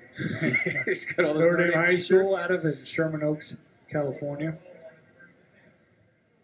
Now Taj Griffin, the verbal to Oregon. 4.4 is his time to beat. So again, right now, Josh Sweat, your leader in the clubhouse, so to speak. Only 3 guys can catch him. Taj Griffin is not one of them, but he's going to turn on the Jets nevertheless. Got a good jump that kind of misstepped a little bit, but he was. There you go. I'd like to misstep and get a time like that. Yeah, he got a great jump out, though. Those first 2-3 steps were outstanding. Then the 4.3 range. 4.34 for him. Improvement from the first run. Close to what he had run this morning. It's all about the get off, those first few steps, and watch him explode out. Wow. Stay low and rose up. That is legit speed. Yet another weapon for that wide open Oregon Ducks offense. There's Malik Jefferson.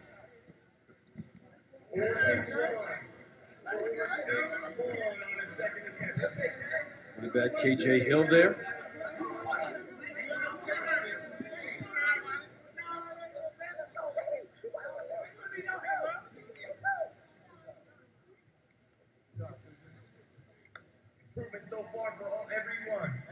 For the number 4 rated outside linebacker in the nation, Malik Jefferson out of OD High School in the state of Texas.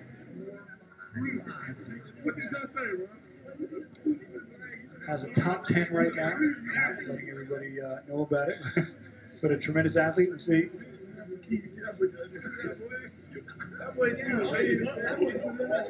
He likes it seems. 4.49. And he knew. He was on his way, rocking and rolling. Yeah, certainly some improvement from Malik Jefferson. Yeah. Moving for a linebacker, outstanding score time for an outside linebacker. Now here's Minka Fitzpatrick.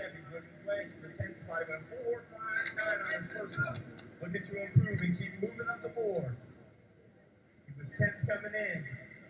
His first score pretty much on average with what he had done. We'll see if we can get a little bit lower in the 4.5s on this rep. There you go, that's better. Finish it. Alabama commit came out good. 4.58. Consistent though. One of 2 players out of St. Peter's Prep to compete here at the opening. He's also here with his quarterback, Brandon Wimbush. So we'll see later on in the week in the 7-on-7 competition. But now here's one of the players who can catch, Josh Sweat. Chad Smith up ready to go. Gotta beat these guys coming up. 4.48 to tie. There you see it. There's the numbers. No pressure. No pressure. Does he know?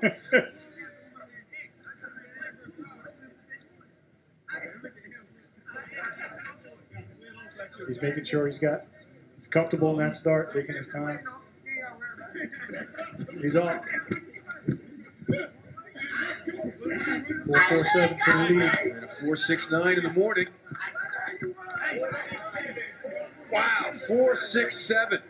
So all the work he put in at Rip Performance with Cliff Russell paying off on that burst. Improvement there for the talented athletic linebacker committed to the Clemson Tigers. He's in this thing right now, sitting at number 3. 2 guys out in front of him, he's trying to catch, but he's in there. Kurt Merritt, the top 10 athlete, the ESPN 300, needs a 4.5 flat for the lead. And this is certainly a score that he could get. Wasn't ready there in his start, but it'll be quite an improvement from his first one, 4.6, but it's certainly from his past runs an achievable score. That's Shane's calling him taking the lead and about 20 yards in. He did it. 4.46 for the top 10 athlete, Kurt Merritt. So Kirk Merritt is our current leader here. He's looking to go wire to wire at the SPARQ. Josh Sweat is walking up to the line. It's going to be in a tough spot here. We saw him, his hip wrapped in between after his first 40. Here comes Josh Sweat. Lead took it away from the 5-star, but now he's got a chance. With 4.48, he can reclaim the lead.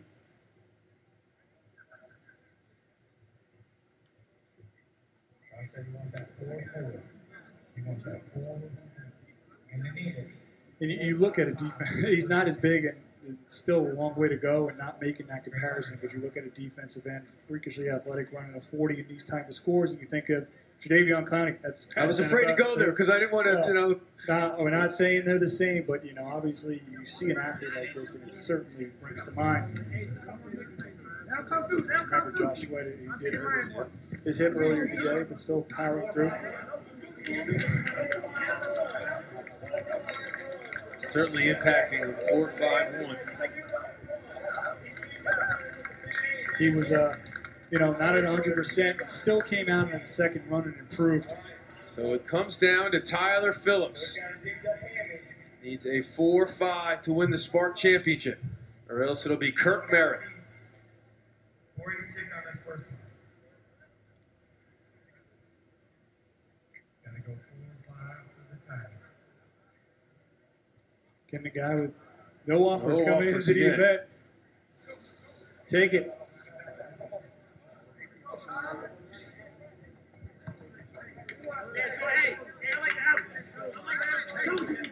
Four 6.3, so he improves his time, but not enough to take the top spot away from Kirk Merritt.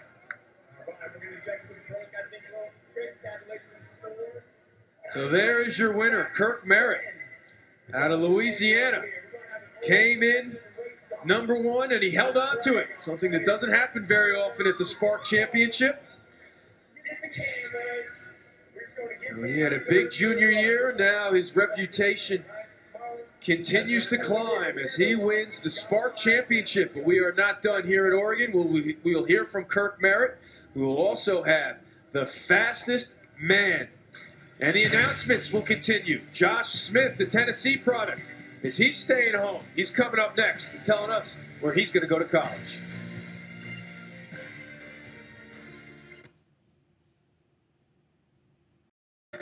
There's a look at Kirk Merritt. He came in number 1. He's going home tonight, number 1. He wins the SPARQ National Championship, so congratulations to the Louisiana product. We'll hear from him in just moments, but right now it's time to put Josh Smith out of Tennessee on the spot. Murfreesboro, Tennessee to be exact, Oakland High School. But before we get to your big announcement, what's this experience been like for you coming out to Oregon from Tennessee to go up against some of the best linebackers here in the country? It's a great experience. Get to compete against the great linebackers in the nation. I want to be one of the best in the nation, so you got to compete against the best in the nation.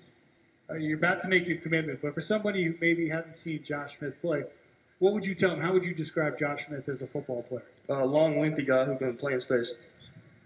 All right. Quick and to the point, concise. So now let's put the pressure on you. Josh Smith, it's time to make your decision public.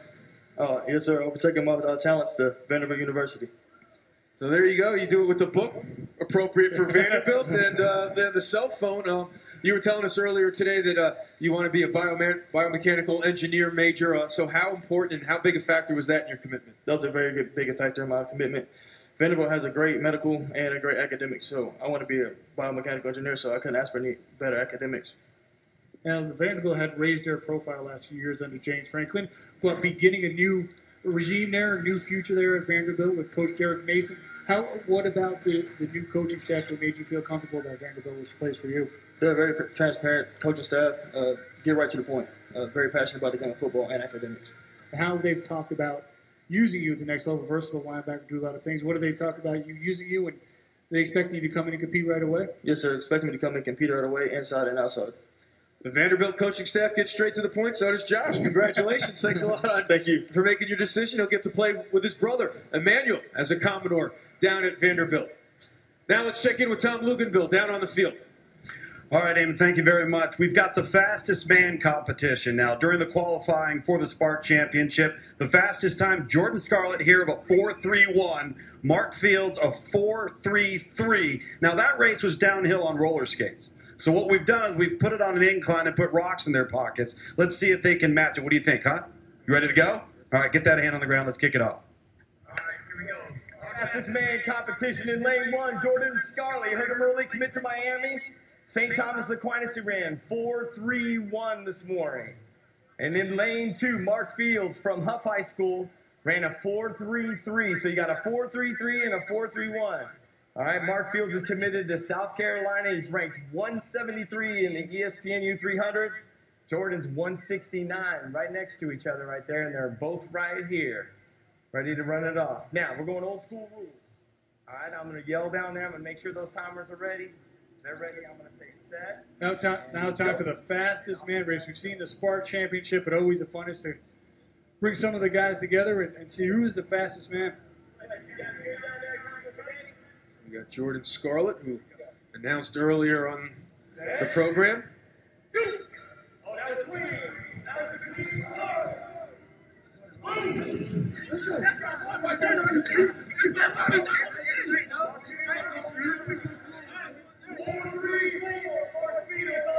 Mark Fields with a 4.34. He wins the fast. I remember growing up, a young man, watching the fastest man competitions. And often Darrell Green would win it. Here, the opening, Mark Fields is your fastest man.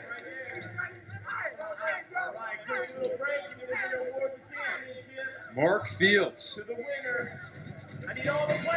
the fastest man here. Coming up, Steven Johnson, pretty fast himself. We'll hear from him as he makes his announcement live on ESPNU.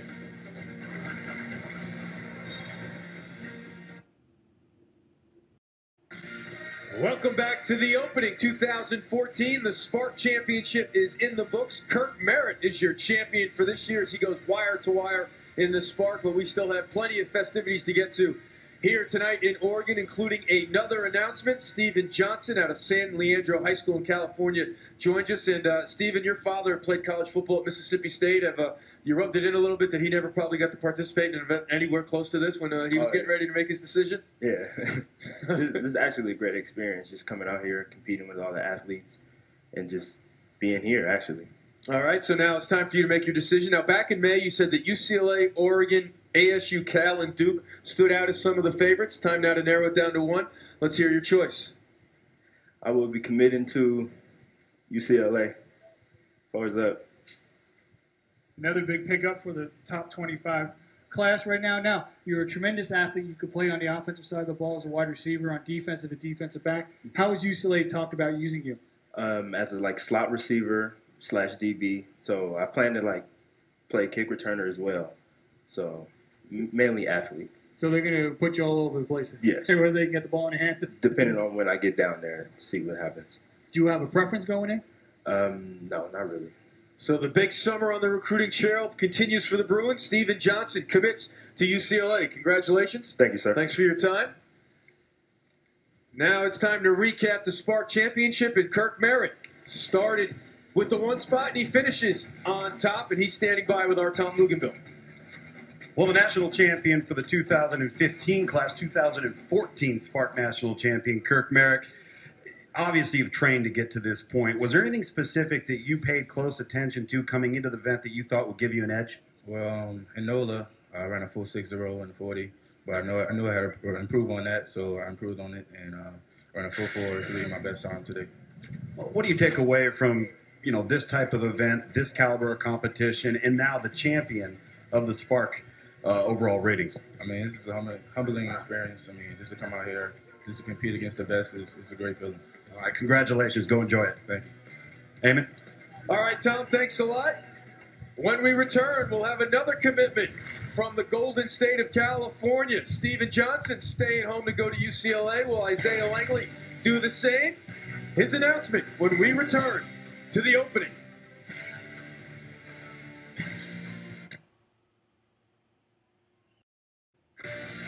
Welcome back to Oregon and our coverage of the opening 7-on football championship. It continues Thursday at 8 as the nation's top high school football players take the field in the 7-on championship. The opening, part of ESPNU Summer of Next, Thursday at 8 on ESPNU, also live on Watch ESPN. And we are back here at our booth, and we're joined by Tom Luganville, but also Isaiah Langley as the commitments from Northern California continue. Just moments ago, Steven Johnson out of San Leandro verbally announced he'll go to UCLA. I guess that's redundant, verbally announced, but you get your terms confused here. But Isaiah, you made no bones about it. You didn't hide it at all. This summer, your goal was to get here for the opening. You worked hard. You made it. Has it lived up to your expectations so far? Yeah, absolutely. I'm definitely living it up to right now. This is an unbelievable experience just playing here with all these great athletes. Just out here competing, and not to mention the great gear we get. So I'm really enjoying this, and I'm ready to announce. All right, he's ready to announce. All right, let's not waste any time. Get right to it. Sir. First, I want to thank God for not only the talents He's blessing with, but with the people He's surrounding me with. I want to give a special shout out to my family, to my coaches, Matt Sweeney, especially my head coach, and my father for not only being in my corner, but for supporting me throughout this whole recruiting process. I also want to thank the Calhoun family, the Kearns family, and the Mercado family, because without them I wouldn't be in the position that I am today. And now for the moment everybody's been waiting for, for the next 4 years, I'll be taking my talents and continue my career at the University of Southern California. Go Children's. Fight on. He's our producer's new favorite player. He knew how to fill time. No, absolutely. He's doing a great job. So the USC Trojans, obviously coming off of probation, Steve Sarkisian and his staff very excited about the future. Last 2 years, Chris Hawkins, Adoree Jackson, both of those guys played here at the opening. How much of a relationship have you developed with those players in investigating what USC was all about to lead you to this decision? Man, I invested a lot. Started with DJ Calhoun. He was committed there for the longest time. I actually coached a very, very close connection with him. So, he's taking me down there my first and second time. I just fell in love with the campus. And, ever since then, I was just like, this is where I want to be. So, great education. At the same time, I'm playing for a prestige program. Well, we can say the crosstown rivalry is still alive at UCLA. Committed first, now at USC. A tremendous athlete. How are they planning on using you? You could play on either side of the ball. What's the plan for you there? I'm fully committed to playing corner. If they would like to put the rock in my hand, I could definitely do some things with that too. But very little. I'm a defensive player. Stick to corner. Yes, there's lots of receivers out there. Yeah, absolutely. There ain't many corners, buddy. Exactly. Well, the scouting report says loves bump and run coverage, but maybe too physical. What's wrong with that? Oh no. Man, I love to play press. I'm very good at off coverage too, but I really love playing bump, 1 or 2 yards off and just running with my guy. So, that's what I really like to do. All right, Isaiah Langley on his way to play for the USC Trojans. Congratulations, and thanks a lot for the time as we recap. He's learning already. Fight on as we take a look at some of the commitments already. We've had here this evening in Oregon. It started off with Ross Bowers, the quarterback out of Washington, going south to Cal. And then we finish our night with a couple of products out of Northern California. But now, Tom and Craig, let's recap and take a look at overall the big picture here for the class of 2015. Well, obviously, off of today alone, UCLA's got to be feeling good as they head into fall camp. But it's the usual suspects there, Craig. A lot of excitement right now with Penn State, obviously, but Texas A&M on a swell of momentum. So strong classes from the usual suspects, as we usually see in the early going. Yeah, and, you know, we see Minka Fitzpatrick, Alabama committing in the SPARQ Championship. Chad Smith, a Clemson committing in the SPARQ Championship. You see some of these top programs getting some of the top athletes out there in the nation. But remember, there's still a long way to go to National Signing Day. Still a lot of good players out there to make their decisions. So much can change in the class rankings. It's like having a 500-pound marlin on the line, but he's 500 yards away. But quickly, because one raised eyebrows for me there, Penn State, that's a little surprising for a layman who doesn't follow it every day like you guys, that James Franklin has been able to go in there and do so well with everything that's been looming over that program the last couple of years. There's a light at the end of the tunnel, and it's not an oncoming freight train. And now these classes that they are recruiting are going to be able to play for conference championships, are going to be bowl eligible. And they've got a great nucleus behind Christian Hackenberg, a lot of excitement, and I think there's a lot of brightness ahead for them. All right, so it's been a great first night here for the opening with the SPARQ Championship and several announcements. Here's the remaining schedule. Tomorrow, it's the 7-on games pool play. Vapor Carbon against Fly Rush. Mach Speed against Alpha Pro. And then on Thursday, the semifinals and the championship and the Lineman Challenge. Tom, let's start with you. What are you looking out for tomorrow night? Well, I think this is the best part of the event, honestly. And I look at Josh Rosen, one of the premier pocket passers in this class, our #1 ranked pocket passer. This is an event that's tailor-made for his skill set. So when you're thrown into a foreign environment with players that you haven't developed continuity yet, you haven't developed a lot of overall timing and things of that nature, it can affect accuracy. How quickly do they adapt? How quickly do they understand what's being asked of them? Those things are what I always look for from the quarterback position in a 7-on-7 setting. And moving to a 7-on-7, all play always starts with the quarterback. So I'm looking at the lone 5-star quarterback taking part in this. Texas A&M verbal commit, Kyler Murray. Now, he is not the biggest quarterback out there, but he is a tremendous athlete, a physical competitor, and that ball shoots off his hand. You want to talk about a young man who's intense. Watching him throughout the week, the Elite 11's been outstanding. See that competitiveness and his skills as a quarterback in a 7-on. I guess it's only fitting that we started our night with a shot of Johnny Manziel, of course, of Texas A&M. We end it talking about Kyler Murray on his way to College Station as well. It's been a great opening night for the opening. The SPARQ Championship is in the books. Kurt Merritt, your 2014 champion, as he goes wire to wire for Craig Halbert and Tom Luganville. I'm Eamon McEnany. Remember to join us Wednesday and Thursday for more from the opening. Coming up next, College Football Live. For more information, log on to ESPN.com. Good night from Portland.